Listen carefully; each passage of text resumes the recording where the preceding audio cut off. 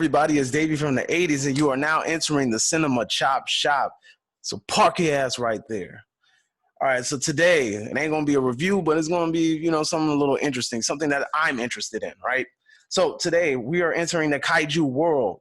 Now, we have a film was supposed to come out a lot sooner, Godzilla versus King Kong, but due to the coronavirus, I think that film has been pushed a little bit more. So I'm going to talk about, does it really matter if Godzilla loses to King Kong in this film? I'm going to give my thoughts. So what do I think? You can kind of see the good and the bad, but in my personal opinion, I feel like it kind of the bad outweighs the good. So look, honestly, me personally, I think Godzilla should beat the shit out of King Kong. I don't give a damn what y'all say, right? You can sit there and say, well, he's faster. I don't care. Well, Godzilla's a little slow. I don't care. I don't want to hear that nonsense, right? Because check this out. First of all, I think Godzilla's going to be a little bit bigger than King Kong in this film. I don't think King Kong's going to be as tall as Godzilla. I think he's going to be a little bit shorter. But regardless of that, Godzilla has a damn ability to blow atomic radioactive fire from his damn mouth. Now, that is a long-range weapon. That is equivalent to somebody with an Uzi being attacked by somebody with a damn chainsaw. So if you're running at me with a chainsaw and I have a Uzi, I damn near guarantee that I will hit you before you hit me. I don't care how much you jump around. There ain't no big-ass vines for you to swing on. You're not going to be able to do it, right? Unless what are you going to do? Like throw something at me and throw me off and then just come in and right? Godzilla's radioactive atomic breath is a long-range weapon. And even if you think about it from a sense of a flamethrower, if somebody has a flamethrower and they just turn in your direction, there's a good chance that you're probably going to get lit on fire. On top of that, King Kong has fur, and we all know that hair is flammable. So don't give me this nonsense that you think that Kong is going to beat the brakes off of Godzilla, because I don't think it's going to be that easy. Now, of course, it's a film. They're going to have to give it kind of like a interesting build-up. You're going to have to make it seem like it's interesting, make it seem like somebody has a chance or somebody doesn't have a chance. They're going to have to play with that dynamic. You don't want it to just be a landslide. This fool gets murked and then that's it, that's all, right? So we all know in the original Godzilla, well, we don't all know, but in case you don't know, in the original King Kong versus Godzilla, at the end of the movie, King Kong beat Godzilla, right? Which is surprising for a Godzilla Toho film. Very surprising, because usually Godzilla beats his opponents.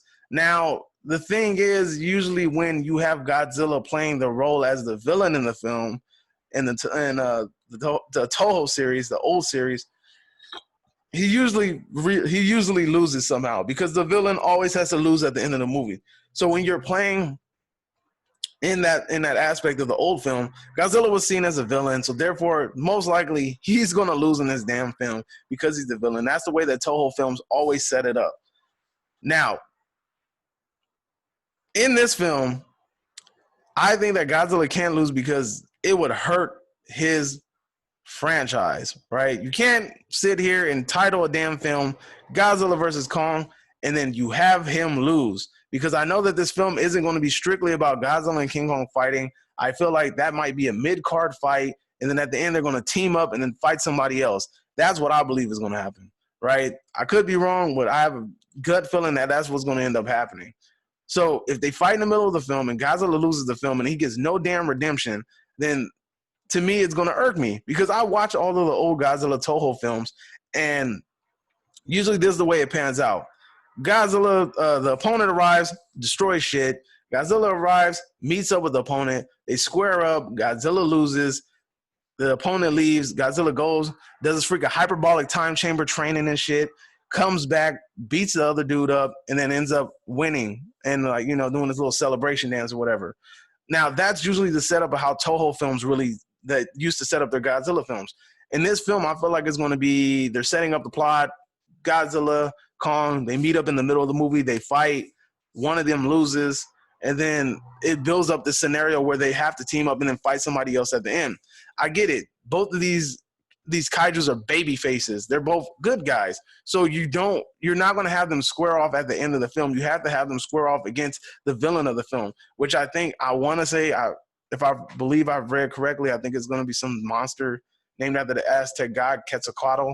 But I don't know. I forgot. I'm not 100% sure, so don't quote me on that. But so we have these different aspects of this film. And honestly, like I said, if Godzilla loses, I think it's going to hurt his franchise because, if he fights in the middle of the movie and he loses, he's not going to get no get back. He's not going to be able to redeem himself against Kong at the end of the damn movie because they're probably going to have to team up to fight somebody else. So that's another reason why I feel like that would hurt his damn franchise, right? Even though I feel like this may or may not be, I think it might be the last film of it because I know the rights are up, so I don't know if Toho's going to end up renewing it. But if they do, then I guess they can expand on the lore. But so you have that aspect to it, right? Most of my feelings about Godzilla losing to King Kong is just out of sheer like realisticness. Like you have atomic breath. This is damn monkey running around trying not to get hit by a flame. Unless King Kong gets all up in Godzilla, if King Kong can get close and fight Godzilla, then I see an advantage in close range combat versus long range combat. But at the same time, he's going to have to get close. I know that Godzilla in this film series can't use his atomic breath as much as he's able to do it in the Toho series. It's like some shit like it feels like he might have to like charge it up or something. I don't know, but this is an aspect that they might have to explore in order to make this make any sense.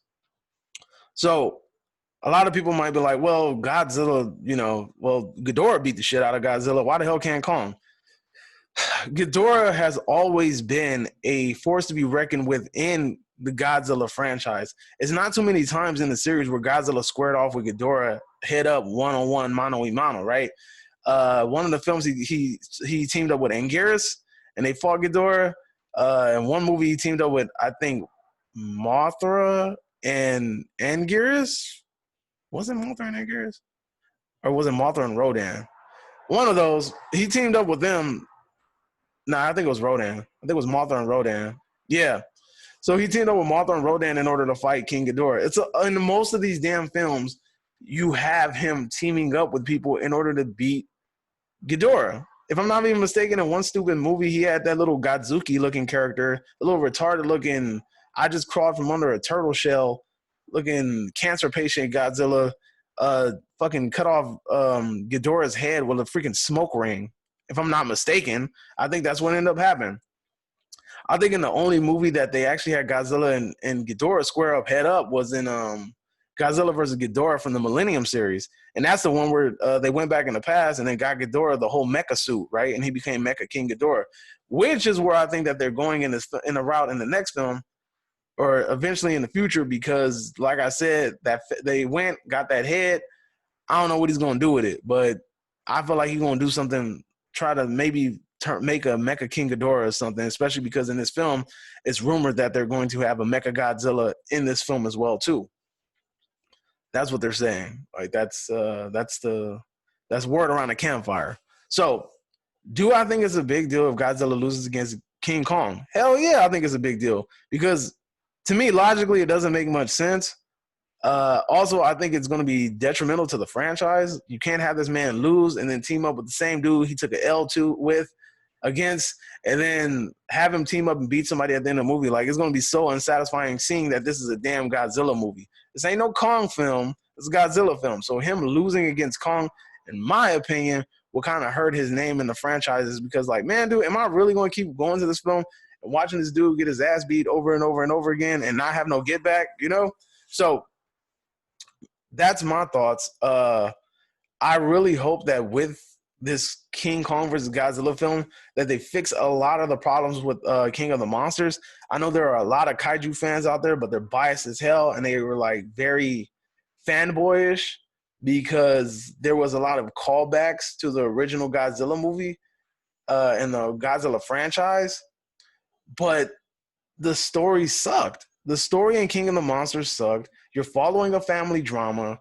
You honestly have the most stupidest fight scenes ever because you give me these dope ass scenarios where these two are gonna go head up and fight, and then you turn around and you pan the camera. Why are you panning the camera? Why do I want to see a plane land inside of another plane when I'm supposed to be watching two monsters fight? Right? Or which the plane didn't work. And then they turn around and it's stupid because when Godzilla was fighting Ghidorah in the Arctic in King of the Monsters, they kept panning to the damn airplane that didn't want to work. Like, I don't want to see this damn airplane. I don't care about these people. Let me just see this fight right here real quick. Pans to the stupid airplane. All right, whatever. Fast forward. Ghidorah versus Rodan, the sky battle. What happened? They kept panning to the damn airplane. Who cares about this stupid ass airplane? Let me see these two people. Let me see these monsters fight. Then Godzilla versus Ghidorah. What did you do? Pan to the lady running away in the Jeep. Panning to the family running away in the stadium. I don't care about them. Watch the fight. Move back, wide angle, let them fight, dude. Like, seriously, like, well, they hyped that movie up so bad because they were like, oh, we're going to let them fight. I'm about to give you guys everything that you wanted. And just because they showed more sequences of fighting than they did in the first Godzilla film, everybody was wetting their pants over it. Don't be fooled. Don't be fooled. Do not accept mediocre. Don't accept it. You guys are over here wetting your pants and being all joyous because they gave you a little bit more than they did in the other film. Request it all or don't. Like, either show the whole damn fight or don't show me the movie at all. And you better have some damn day fighting scenes. I am not about to sit here and squint my eyes and try to watch two damn monsters fight at night to be like, I think I just saw him just get socked in the face, but I can't tell if that was a shadow or if that was a fist. I don't want to see that. I want to be able to see the damn fight. So make sure that you're not playing this damn movie to fight at night. I understand that CGI is cheaper, I guess, when you do it, like if you do it in a dark aspect because you don't have to add in all these other details to it. But at the end of the day, man, this is a big franchise that's probably going to bring you in a lot of money. So you might want to go ahead and put that money up in order to get some day fighting scenes. Because I don't want to see no Kong blending in with the night sky trying to fight Godzilla. Like, come on, man. That's going to be hard. That's going to be a real hard watch. At least with Ghidorah, you had the color scheme. The color schemes are different, so it's easy to kind of like to recognize it. Godzilla, he's kind of dark, so the color schemes are kind of hard to see. Mothra, the color scheme was completely different, so he's easy to see too as well. And then Rodan, he had the little fire back, so that was the reason why he was kind of easy to be visible during these films. But when you have dark characters, I'm not trying to watch two dark characters fight at night because I'm not really going to enjoy it. And also, I'm not going to enjoy this damn movie if you keep panning away. So make sure you let them fight. Make sure you have some day fighting sequences and just don't tell a stupid ass story. I do not want to hear another story about a family drama.